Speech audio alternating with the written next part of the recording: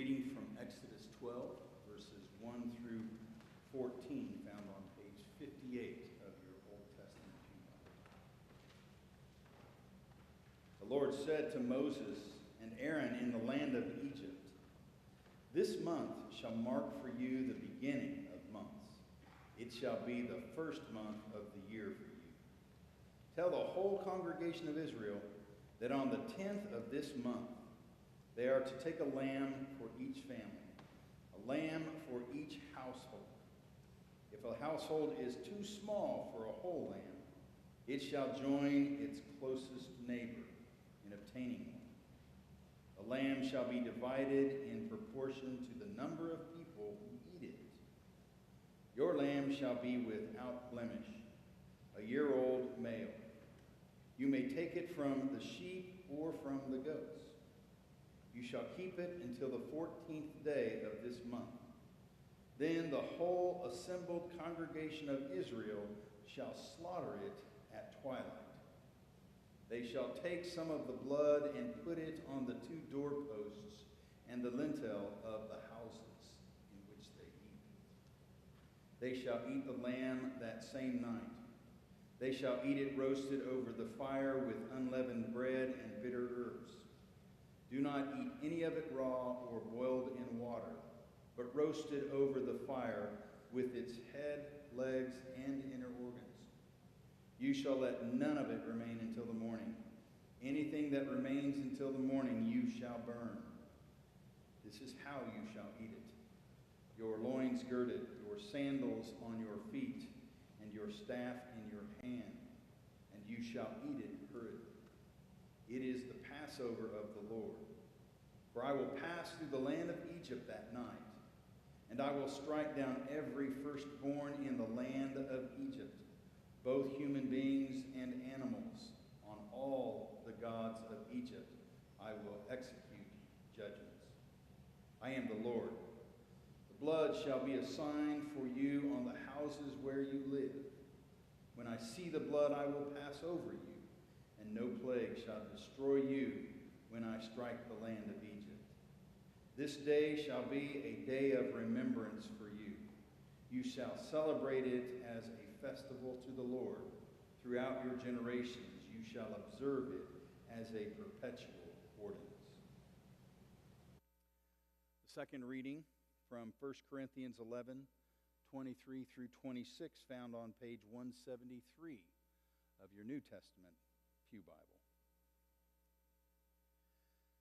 "For I received from the Lord what I also handed on to you, that the Lord Jesus, on the night when he was betrayed, took a loaf of bread. And when he had given thanks, he broke it and said, 'This is my body that is for you. Do this in remembrance of me.' In the same way, he took the cup also after supper, saying, 'This cup is the new covenant in my blood. Do this as often as you drink it in remembrance of me.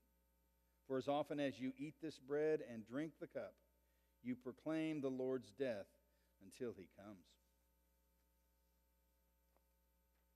Reading is John chapter 13, verses 1 through 17 and 31 through 35.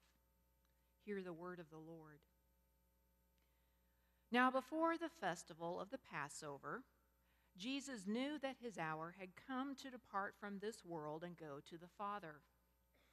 Having loved his own who were in the world, he loved them to the end.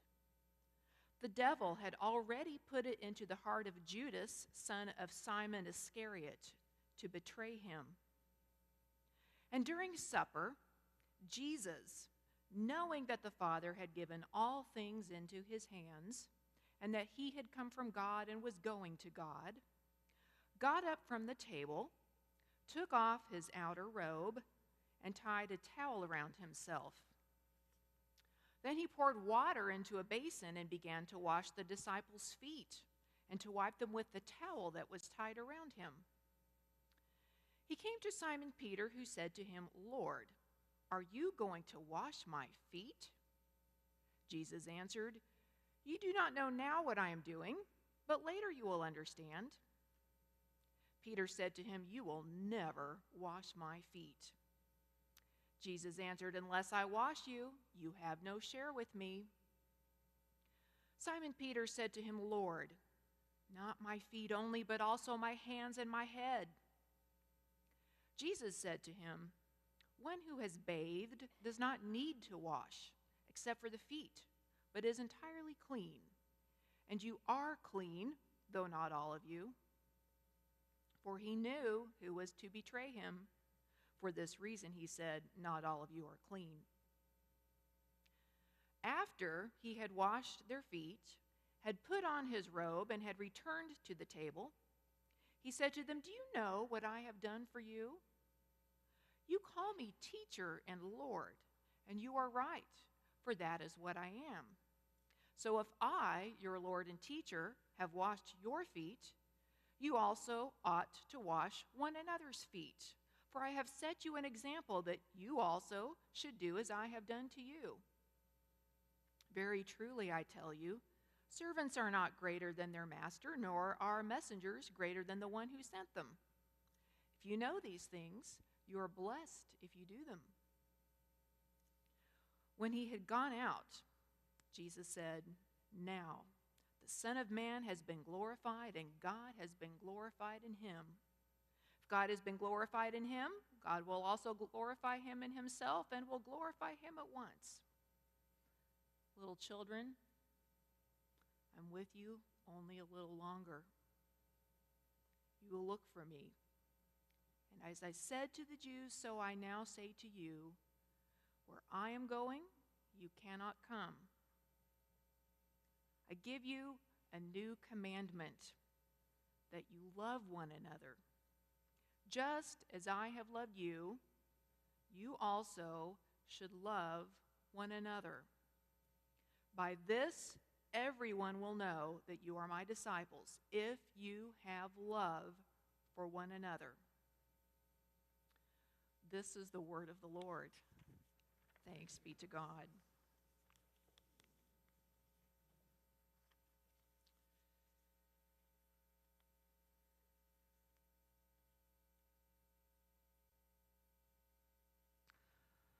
On Monday night, the Notre Dame Cathedral in Paris caught fire.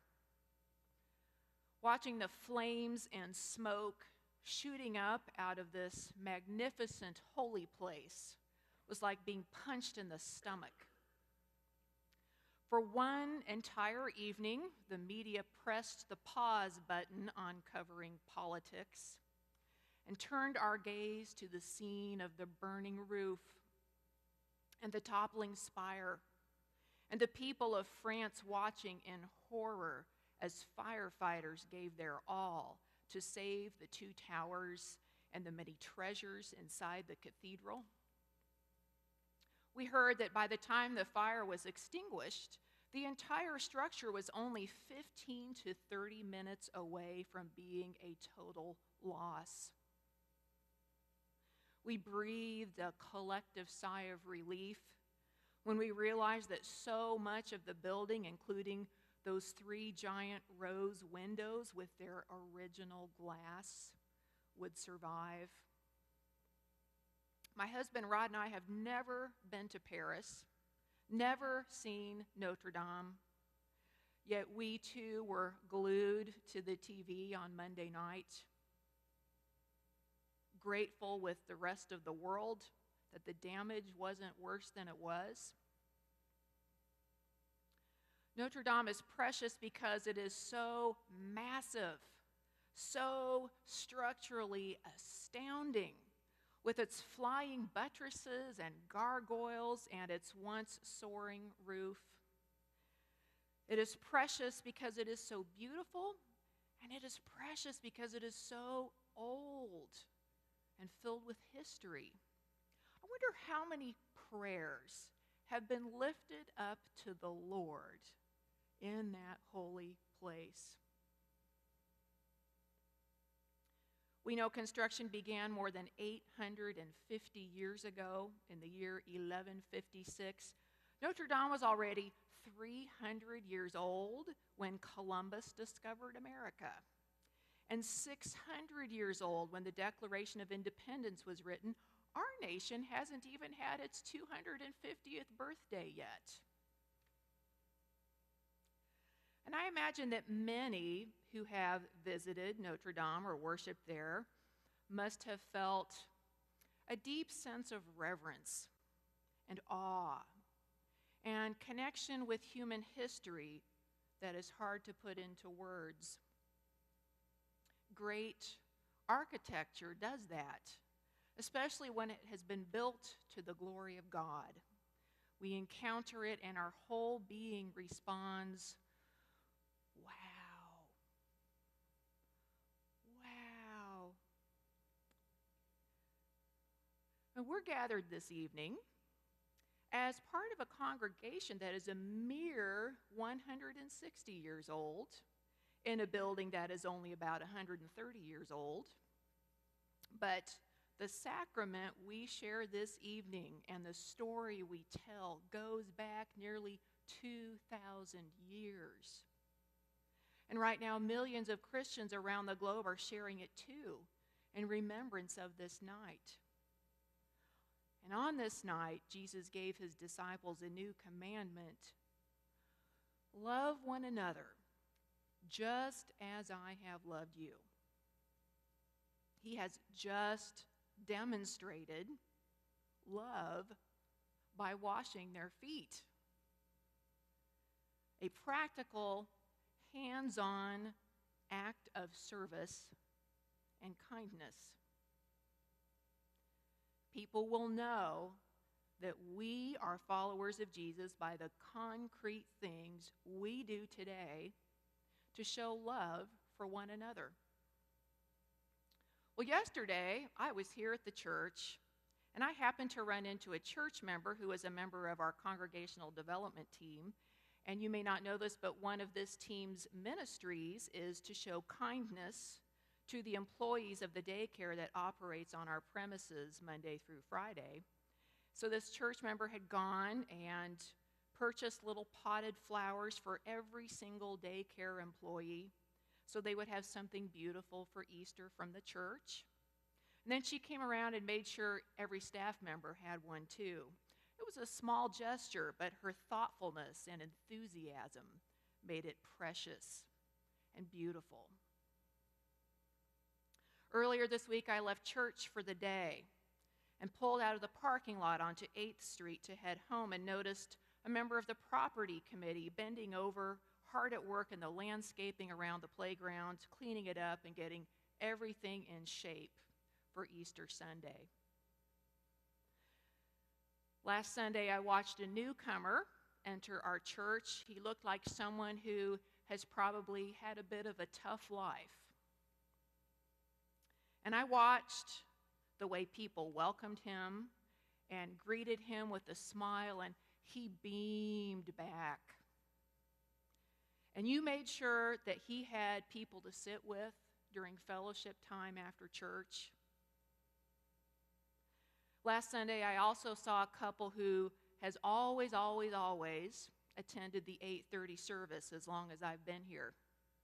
But for the past few Sundays, they've been at the 10:30 service in order to provide transportation for another member couple who attends the 10:30 service but can't drive anymore.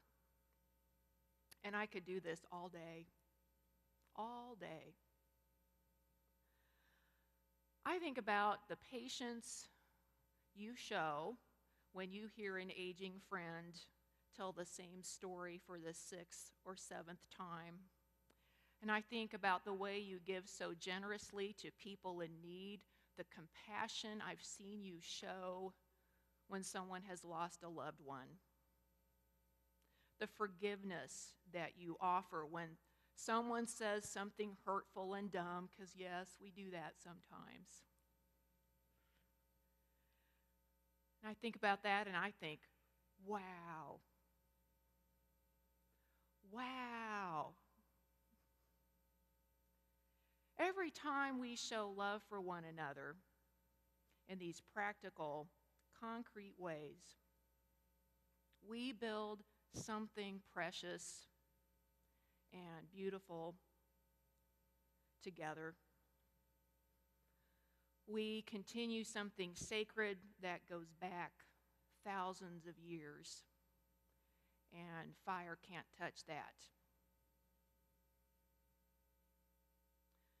Notre Dame is beautiful and inspiring. It is one of a kind. It is a precious treasure for all humankind. And so are you when we love one another as Christ has loved us. Thanks be to God.